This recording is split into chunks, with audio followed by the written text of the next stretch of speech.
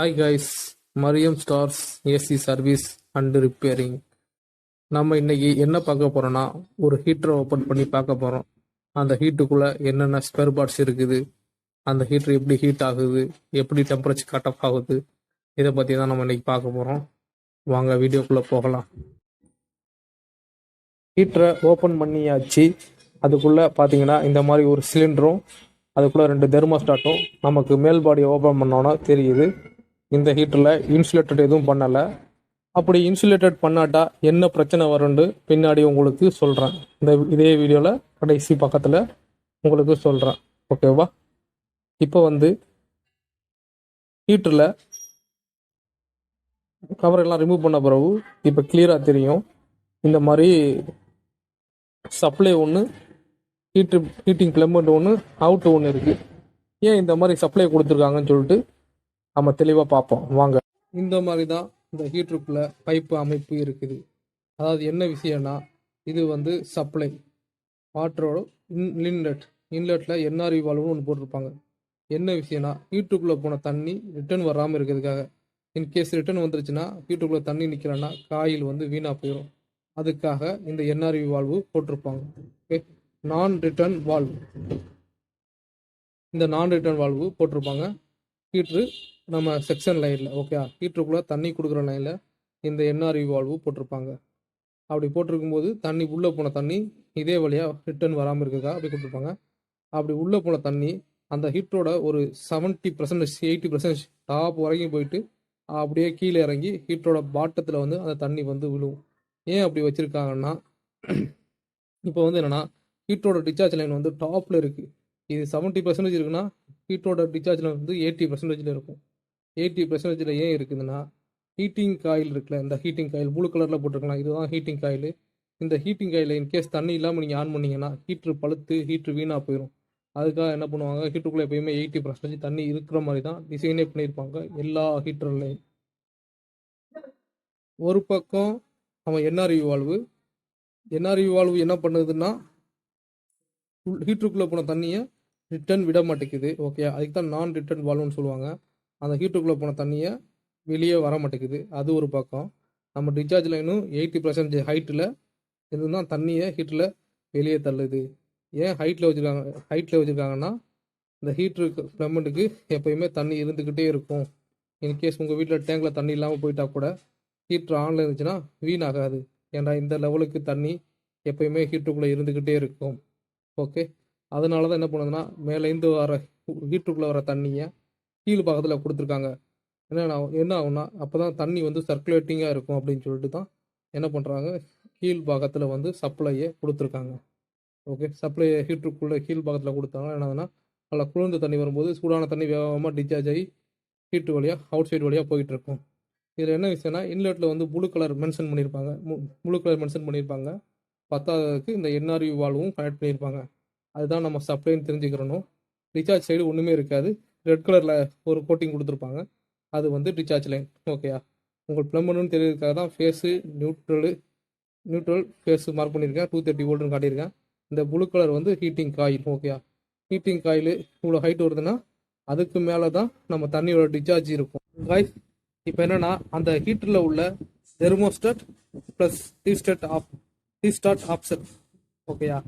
அதாவது என்னென்னா, தெர்மோஸ்டாட்டுங்கிறது ஒரு 35 டிகிரி செல்சியஸ்லேருந்து ஒரு 75 டிகிரி செல்சியஸ் வரைக்கும் நம்ம செட் பண்ணிக்கலாம். Okay, maximum 75 degree Celsius. அதனால் 75 டிகிரி செல்சியஸ் ரீச் ஆனோடனே ஹீட்ரு ஆஃப் ஆயிரும்.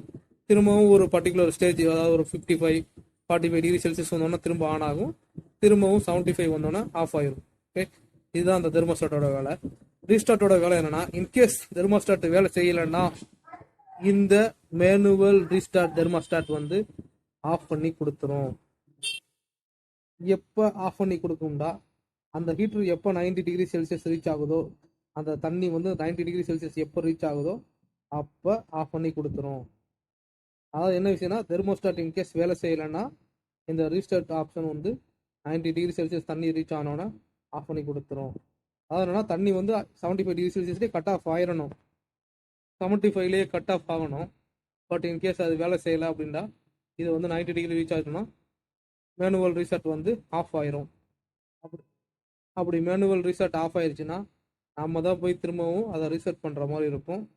நம்ம ரீசெட் பண்ணிவிட்டு அதை ஒரு கிராஸ் செக் பண்ணிக்கிறணும் நம்ம சவுண்ட். இப்போ அந்த ஹீட்டரோட வயரிங் டயக்ராமை பார்ப்போம். இப்போ கட்டமாக போட்டிருக்குது. 1 தெர்மோஸ்டாட்டு, 2 மேனுவல் ரீஸ்டாட்டு, 3 வந்து ஹீட்டிங் காயில். மேலே ரவுண்டு போட்டிருக்குது 2 பல்பு, ஹீட்டரில் உள்ள பல்பு. இப்போ என்னென்னா ஃபேஸை கொண்டு வந்து ஃபஸ்ட்டு தெர்மோஸ்டாட்டில் கொடுத்துட்டு பல்பில் ஒரு பல்பில் கொடுத்துறோம். ஓகே, தெர்மோஸ்டாட்டு கரெக்டாக இருந்துச்சுன்னா அதில் இது சப்ளை வந்து மேனுவல் ரீஸ்டார்ட்டுக்கு வரும், இங்கே வரும்.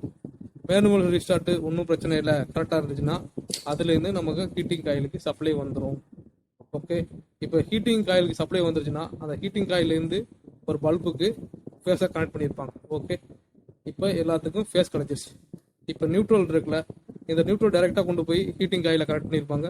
அதுலேருந்து 2 பேரல் கனெக்ஷனாக 2 லேம்புக்கும் நியூட்ரல் டைரெக்டாக கொடுத்துருப்பாங்க. ஓகே, இப்போ சப்ளை கொடுத்தோடனே ஹீட்டர் சுவிட்ச் ஆன் பண்ணோடனே தெர்மோஸ்டாட்டும் கனெக்ஷன் போயிடும். ஃபர்ஸ்ட் லைட் ஆட்டோமேட்டிக்காக எரிய ஆரம்பிச்சிடும்.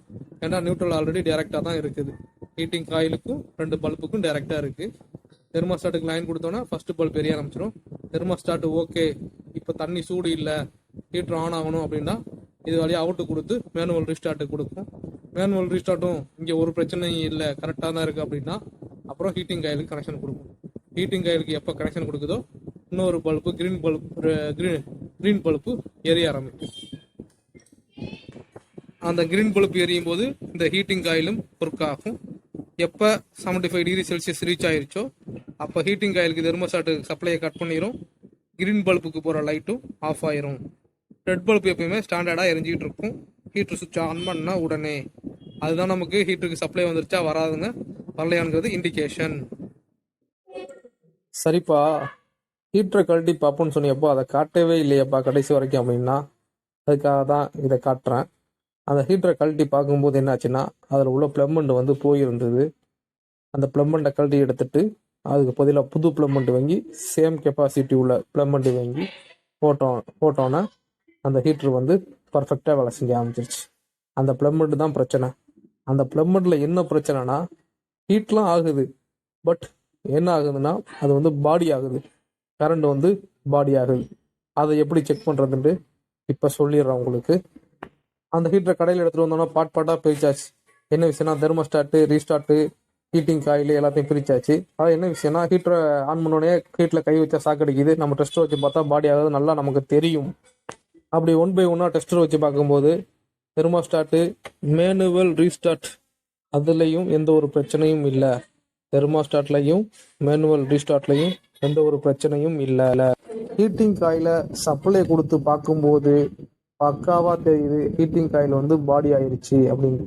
ஹீட்டிங் காயில ஹீட்டரோட கனெக்ட் பண்ணாவே ஹீட்டரோட டச் பண்ணும்போதே நமக்கு வந்து பாடி ஆயிடுது.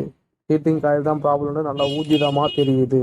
பழைய ஹீட்டிங் காயிலை ரிமூவ் பண்ணிட்டு புது ஹீட்டிங் காயில் இன்ஸ்டால் பண்ணி ஹீட்டரை வந்து ப்ராப்பராக ஃபிக்ஸ் பண்ணி டெலிவரி பண்ணியாச்சு. ஹீட்டரை போய் மாட்டின இடத்துலையும் ஹீட்டரை போய் மாட்டி நம்ம குறிப்பிட்ட டெம்பரேச்சருக்கு ஆட்டோமேட்டிக்காக கட் ஆஃப் ஆகுதான்னு செக் பண்ணியாச்சு. பர்ஃபெக்டாக கட் ஆஃப் ஆகுது. திரும்பவும் தண்ணியை திறந்து பார்த்துட்டு ஆட்டோமேட்டிக்காக ஆன் ஆகுதான்னு செக் பண்ணியாச்சு.